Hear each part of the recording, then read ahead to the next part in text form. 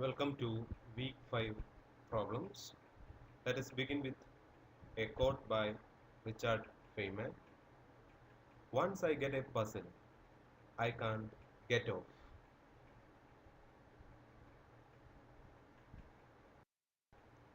Question number 1.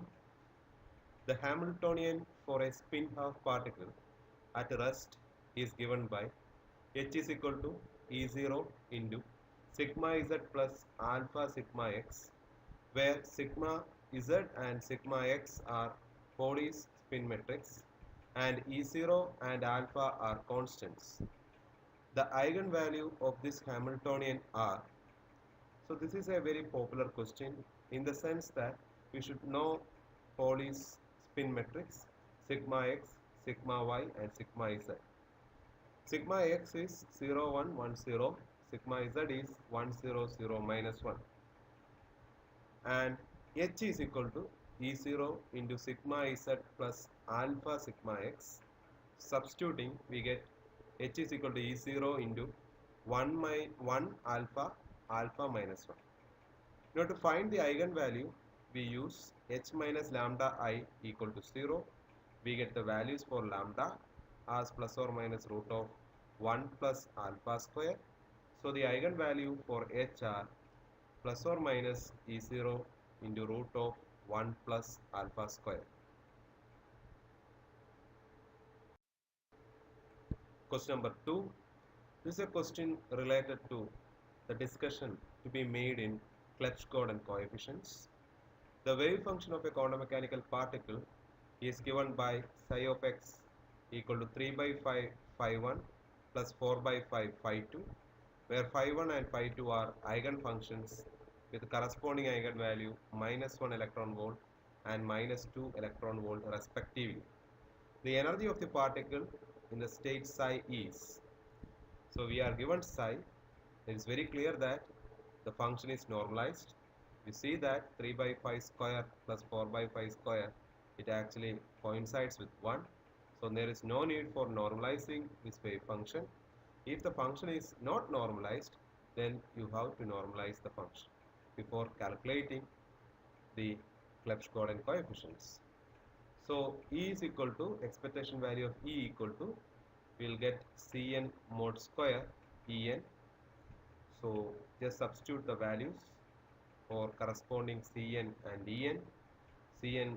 C1 is 3 by 5, E1 is minus 1, C2 is 4 by 5 and E2 is minus 2. So we will get the expectation value for energy as minus 41 by 25.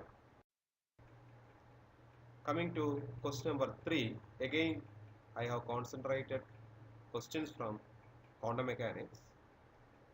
So in this we have a wave function psi equal to a e raised to minus x raised to 4, and it's an eigenfunction of one-dimensional Hamiltonian with eigenvalue e equal to 0. So the question is, what is the potential V of x? We know Schrodinger equation is equal to minus h cut square by 2m dou square psi by dou x square plus v psi is equal to e psi. We are asked to take h cut and 2m as 1.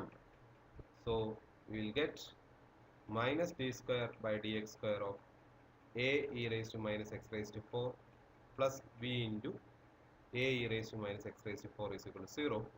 Solving, we get v of x is equal to 16 x raised to 6 minus 12 x square. Coming to question number 4. The wave function of a particle moving in free space is given by psi is equal to e raised to ikx plus 2 e raised to minus ikx. The energy of the particle is. So here we use the time independent Schrodinger equation.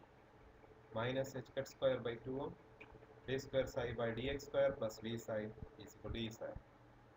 Now since it is a free particle, v is equal to 0. And now substituting psi, we get E is equal to h cut square k square by 2m, and this is a very useful relationship in Fermi energy also. Please recollect. Question number 5. The energies in the ground state and first excited state of a particle of mass m is equal to half in a potential v of x is equal to minus 4 and minus 1 respectively. If the corresponding wave function are related by psi 1 is equal to psi 0 sin hx, then the ground state eigenfunction is, that is psi 0 is, and we are asked to take h cut and 2m equal to 1. So we know time independent Schrodinger equation. We take h cut and 2m as 1. Substitute psi equal to psi 0 as well as psi is equal to psi 1. We get two equations. That is minus d square psi 0 by dx square plus v psi 0 is equal to minus 4 psi 0 minus d square psi 1 by dx square plus v psi 1 is equal to minus psi 1.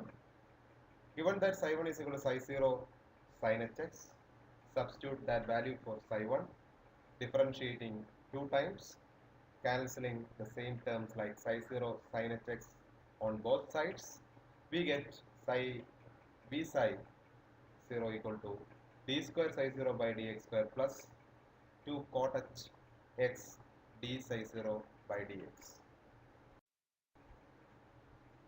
But we know equation number 1. So d square psi 0 by dx square is equal to 4 psi 0 plus v psi 0.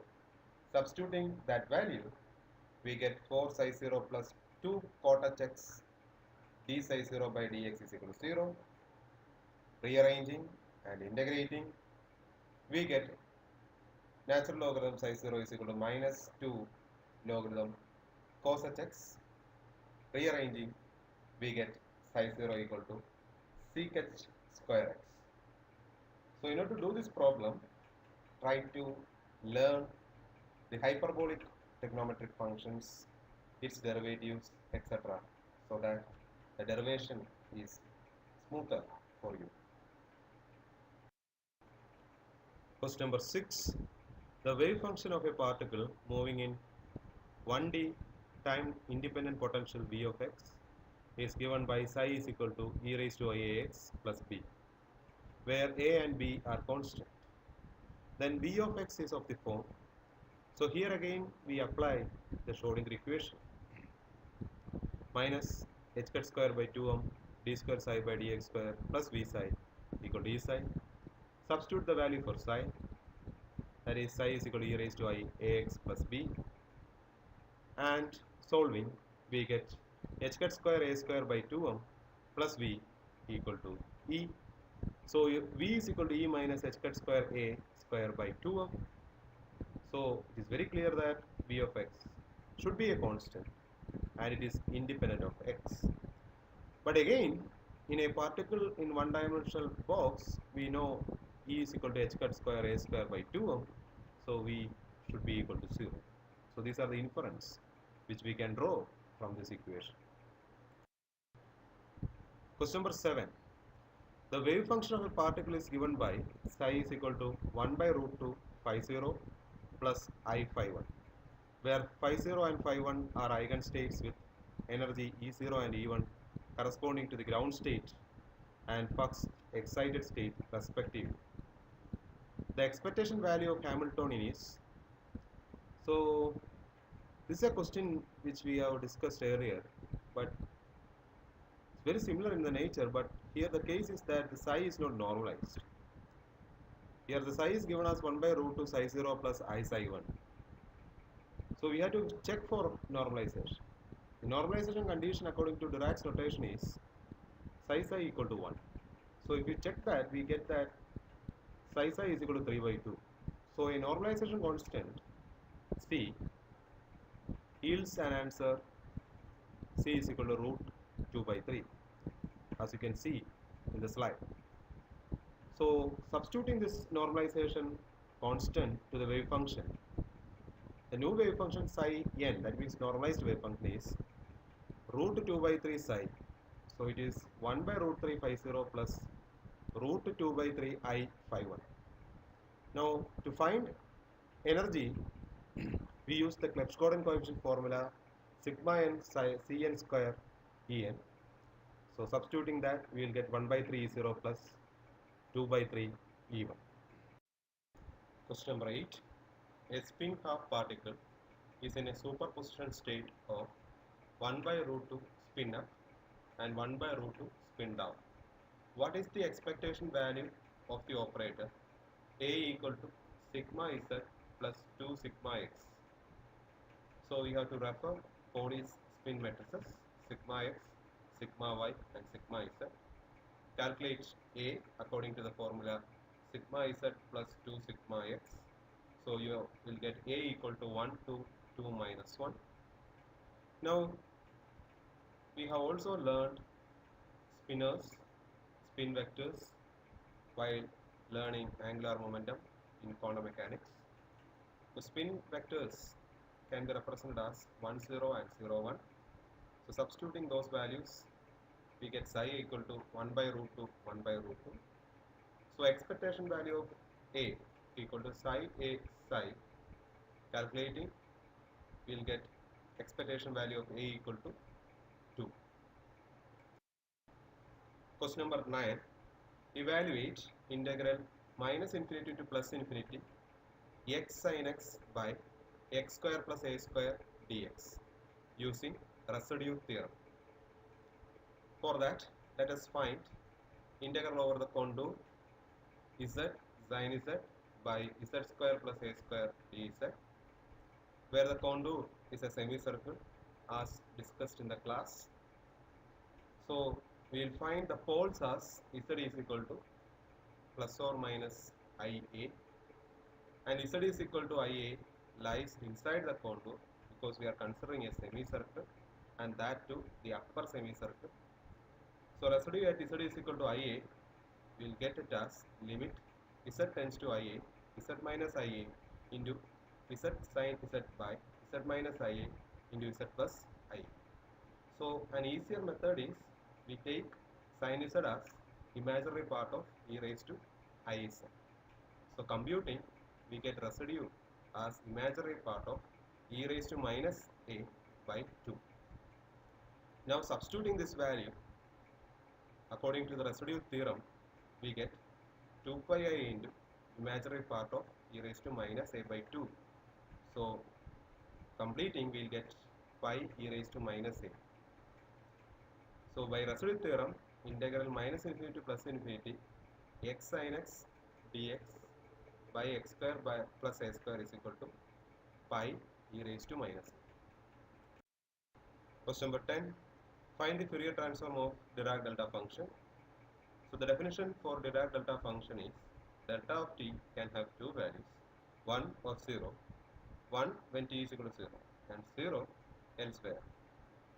So using the fundamental definition for a Fourier transform and taking the property of Dirac delta function, we get f of t or f of k equal to 1 by root 2 pi integral minus infinity to plus infinity delta of t e raised to ist dt.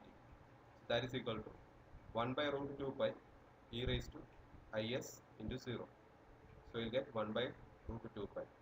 So Fourier transform of Dirac delta function is actually 1 by root 2 pi, or we can take it as 1 because 1 by root 2 pi is a redundant quantity.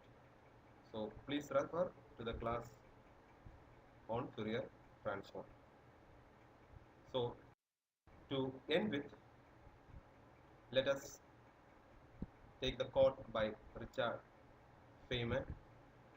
He says that the highest form of understanding we can achieve are laughter and human compassion. Thank you.